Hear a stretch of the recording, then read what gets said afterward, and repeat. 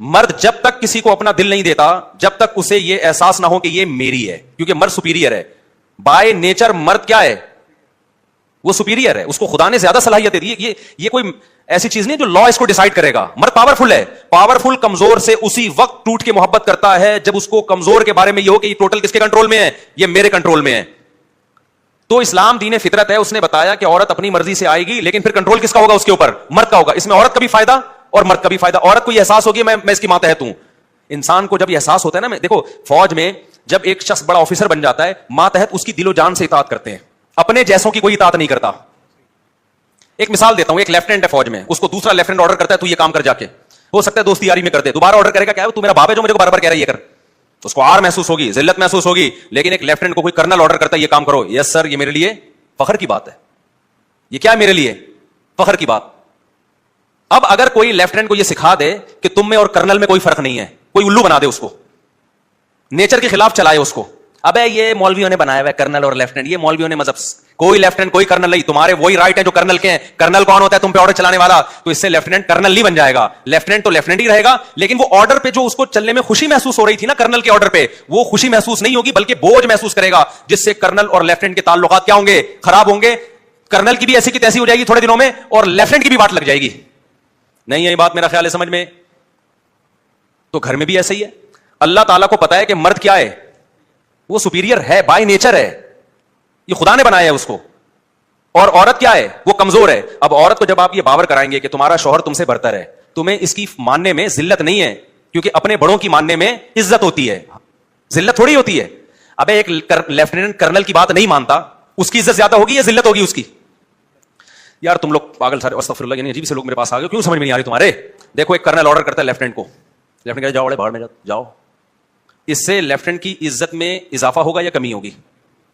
اس کی جب وہ تیار ہوتی ہے فوج میں, پوری رپورٹ تیار ہوتی ہے نا, جس کی بیس پہ ترقیاں ہوتی ہیں, تو ترقی ہوگی یا نہیں ہوگی؟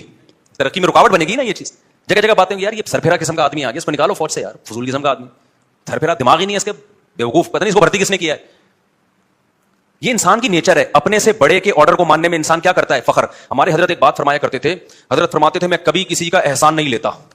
ہمارے شیخ بڑے خاندانی آدمی تھے یار, مفتی رشید احمد صاحب رحمہ اللہ تعالیٰ, اور جو باتیں کرتے تھے نا اس پر ہم نے عمل بھی دیکھا ہے. باتیں کرنا تو گورنمنٹ کی طرف سے کوئی پابندی تھوڑی ہے, سب کر لیتے ہیں, عمل بھی دیکھا. وہ کسی سے احسان نہیں لیتے تھے.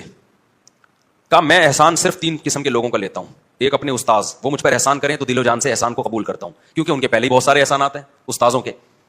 تو ان سے جو ہے اگر ہم پر مزید احسان کریں, اس احسان کو قبول نہ کرنا یہ تکبر ہے. وہ کوئی گفٹ دیتے ہیں, احسان کرتے ہیں, تو ہم آنکھوں سے لگاتے ہیں, ہمارے لیے سعادت کی بات ہے, ہم تو ویسے ہی آپ کے محتاج ہیں. فرمایا دوسرا والدین آپ پر احسان کر رہے ہیں, تو یہ ذلت کی بات نہیں ہے کہ ان کے احسان کے نیچے آ جانا, وہ تو آپ ویسے ہی ان کے احسان, تو وہ خدا نے ان کو ہمارا بڑا بنا دیا ہے. ان کے سامنے جھکنا اور ان کے سامنے عاجزی, اس سے یہ ہمارے لیے فخر کی چیز ہے. اور تیسرا حضرت فرمایا کرتے تھے جو بھی علماء ہیں بڑے, جو حضرت سے سینئر ہیں, جن کو اللہ نے اکابر بنا دیا, ان کو سینئر بنا دیا, ان کے سامنے عاجزی, ان کے سامنے جھکنا, یہ ہمارے لیے فخر کی بات ہے. فرمایا اس کے علاوہ کسی کو ہمارا باپ نہیں بناتے, ٹھیک ہے نا, نہیں یہی بات میرا خیال ہے. تو یہ نیچر کی بات کی ہے, نیچر کے خلاف بات کی ہے.